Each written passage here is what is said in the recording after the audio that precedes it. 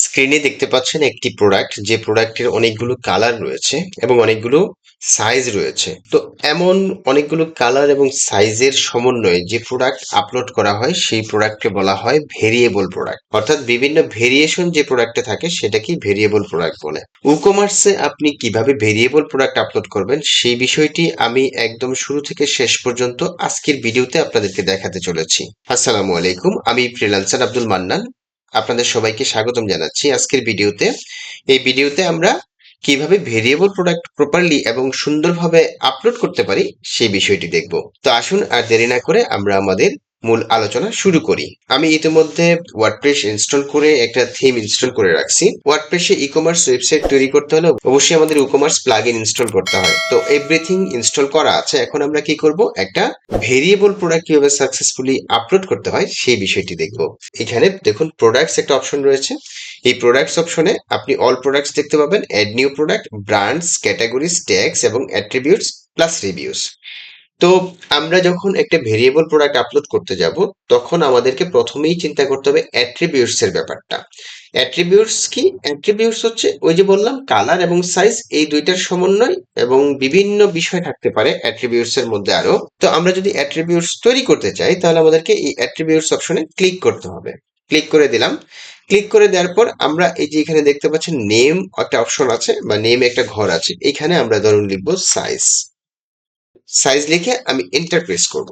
দেখুন সাইজ নামে একটা অপশন এখানে চলে আসছে। এরপর আমরা আরো একটা অ্যাট্রিবিউট নিব, যে অ্যাট্রিবিউটটার নাম হচ্ছে কালার। দেন আমি এন্টার প্রেস করব। দেখুন কালার নামে একটা অ্যাট্রিবিউট চলে আসছে। এখন এই কালারের মধ্যে বিভিন্ন কালার থাকতে পারে, সাইজের মধ্যে বিভিন্ন সাইজ থাকতে পারে। তো আমরা এগুলো কিভাবে কনফিগার করব? এর জন্য ডান পাশে দেখুন টার্মস এর মধ্যে কনফিগার টার্মস আছে। সো আমরা কনফিগার টার্মস এ ক্লিক করে দিব। যেহেতু আমি এখন কালার গুলো অ্যাড করব, সো কালারের বিভিন্ন নাম আমি এখানে দিয়ে দিব। কি কি কালার হতে পারে? যেমন হোয়াইট একটা কালার হতে পারে। দেন আমি ইন্টারপ্রেস করব। দেখুন হোয়াইট কালার অ্যাড হয়ে গেছে। এরপরে কি হতে পারে? রেড কালার হতে পারে, আমি রেড অ্যাড করে দিচ্ছি। এরপর কি হতে পারে? গ্রিন কালার হতে পারে, আমি গ্রিন কালার অ্যাড করে দিচ্ছি। ওকে, আমি এই কতগুলো কালার আপাতত এখানে অ্যাড করে নিলাম। এখন আমি সাইজ অ্যাড করব। কিভাবে অ্যাড করব? সাইজ অ্যাড করার জন্য আমাকে আবার অ্যাট্রিবিউটস এ ক্লিক করতে হবে। দেন এখানে দেখুন এই যে সাইজ, এটাকে আমরা কনফিগার করব। কনফিগার আইটেমে ক্লিক করে দিলাম। এখন আমরা সাইজ গুলো লিখবো এখানে। ধরুন এস একটা সাইজ, যেটাকে স্মল সাইজ বলে, আমি ইন্টারপ্রেস করছি। দেন এম, এল। ওকে, আমি এই কয়েকটা সাইজই তৈরি করলাম। তাহলে আমরা ভেরিয়েবল প্রোডাক্ট আপলোড করার জন্য যে ভেরিয়েশন গুলো দরকার সেগুলো তৈরি করে ফেললাম। এখন আমরা নতুন প্রোডাক্ট আপলোড করব। আপলোড করার জন্য আমরা যাব কোথায়? এই যে অ্যাড নিউ প্রোডাক্ট, এখানে ক্লিক করে দিব। ক্লিক করে দিলাম। ক্লিক করে দেওয়ার পর আমরা প্রথমে প্রোডাক্টের নাম নিব। তো আমি যেহেতু দারাজ থেকে একটা প্রোডাক্ট আপলোড করছি, সো দারাজের এই টাইটেলটাই আমি কপি করে নিচ্ছি।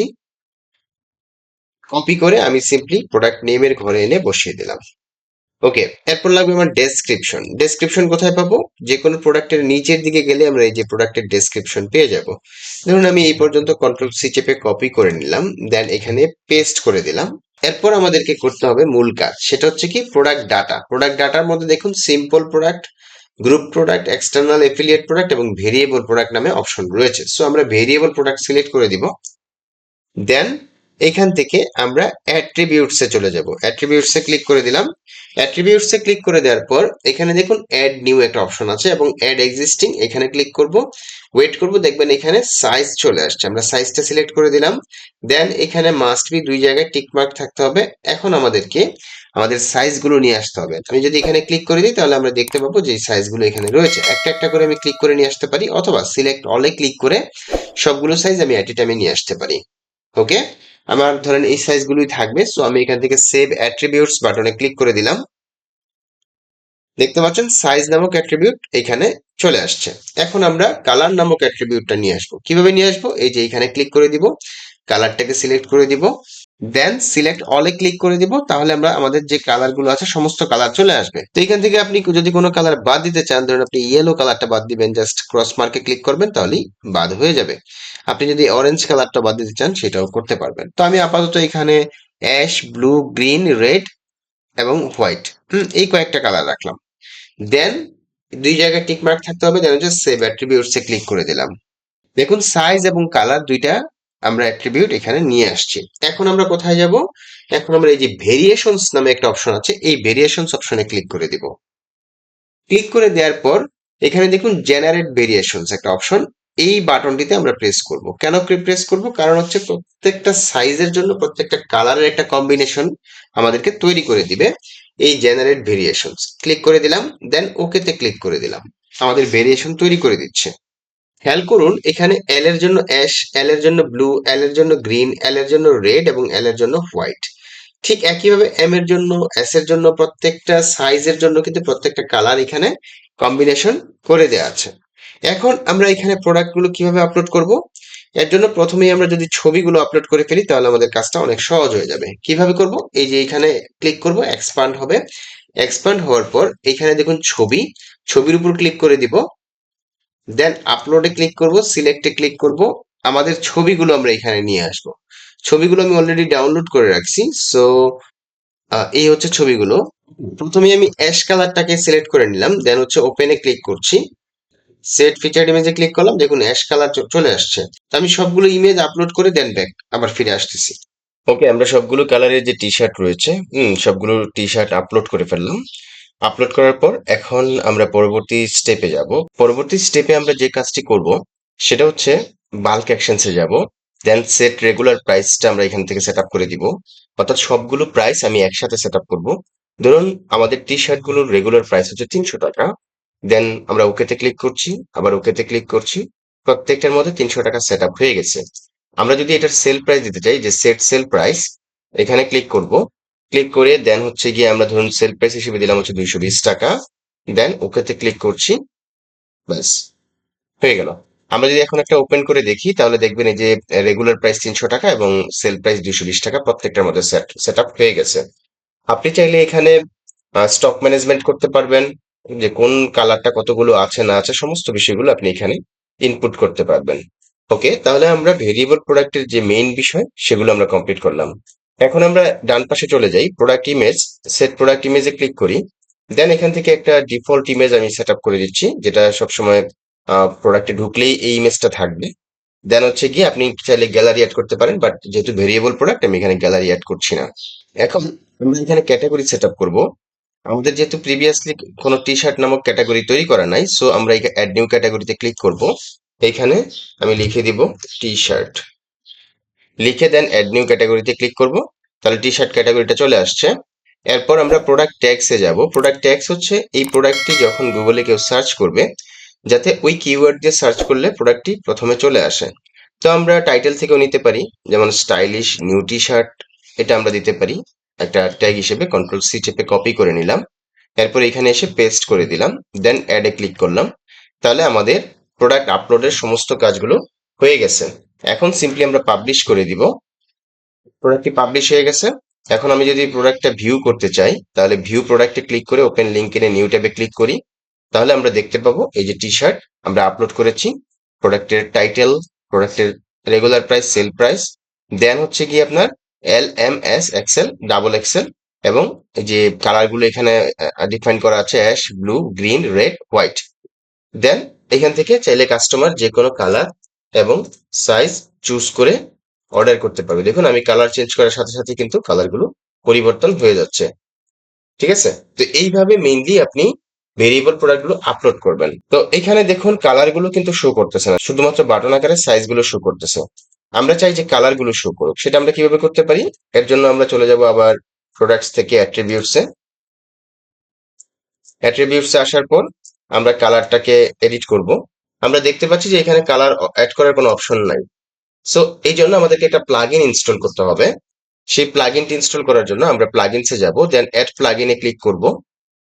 অ্যাড প্লাগইনে ক্লিক করার পর আমরা এখানে লিখে দিব ভেরিয়েশন, SWATCHES, সোয়াচেস। এই হচ্ছে প্লাগইনটি, ভেরিয়েশন সোয়াচেস ফর ইকমার্স। আমরা প্লাগইনটি ইনস্টল করব, এর জন্য ইনস্টল নাও বাটনে ক্লিক করছি, দেন অ্যাক্টিভেট করছি। ইনস্টল এবং অ্যাক্টিভেট করার পর আমরা আবার প্রোডাক্টসে চলে যাব, দেন অ্যাট্রিবিউটসে ক্লিক করব। এরপর আমরা আবার কালারটাকে এডিট করব। দেখুন এখানে বাড়তি কতগুলো অপশন চলে আসছে, তার মধ্যে টাইপ, এই টাইপটাকে আমরা এখান থেকে সিলেক্ট করে দিব কালার, দেন আপডেট করব। ওকে, আমরা ব্যাক টু অ্যাট্রিবিউটস এই বাটনে ক্লিক করে দিব। এরপর আমরা এই কালার গুলোকে কনফিগার টার্মসে ক্লিক করে দিব। ওকে, এখন দেখুন আমরা কালার এড করার অপশন পেয়ে গেছি। কি করব এখন, আমরা এই যে অ্যাশ কালারটাকে ধরুন এডিট করব। আমি ওপেন লিংক ইন নিউ ট্যাবে গিয়ে এডিট করছি। এখান থেকে আমরা কালার চুজ করে দিব, চুজ এ কালার। যেহেতু অ্যাশ কালার, সো আমি এখান থেকে অ্যাশ কালার হিসেবে এই কালারটা চুজ করলাম। এরপর সেম কালার কোডটা আমি এখান থেকে কপি করে নিব, কন্ট্রোল এ কন্ট্রোল সি, এখান থেকে কপি করে নিব এবং এই কালার কোডটা এখানে এসে বসিয়ে দিব। কন্ট্রোল বি চেপে কালার কোডটা বসিয়ে দিলাম, ব্যাস। দেন আপডেটে ক্লিক করছি। আমি আবার ব্যাক টু ক্যাটাগরি অ্যাট্রিবিউটসে যাচ্ছি। দেখুন এই যে কালার চলে আসছে। এখন আমি ব্লু কালারটা যদি দিতে চাই, ব্লু কালারটাকে এডিট করব। দেন এখানে কালার, ব্লু কালার সিলেক্ট করে দিলাম, সেম কালারটা আমি এখানেও সিলেক্ট করে দিলাম। আপডেট করছি। দেন ব্যাক টু অ্যাট্রিবিউটসে যাচ্ছি।